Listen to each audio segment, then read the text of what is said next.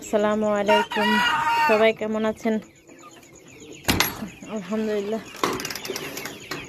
আমার ফার্মটা 3 ভাগে ভাগ করা হয়েছে। ব্রাহ্মা মুরগিগুলো আলাদা করলাম আজ। সবাই দোয়া করবেন। কার ফার্মে কোন কোন মুরগি আছে কমেন্টস করুন। যে আমার ব্রাহ্মাগুলো সবাই দোয়া করবেন। 4টা ব্রাহ্মা, কোনটা মোরগ কোনটা মুরগি এখনো বোঝা যায় না। 3 মাস রানিং চলে। সবাই কমেন্টস করে জানান 3 মাস রানিং হিসাবে 955 গ্রাম আসছে এক একটা মুরগিতে। গ্রোথ এবং ওজন ঠিক আছে কিনা?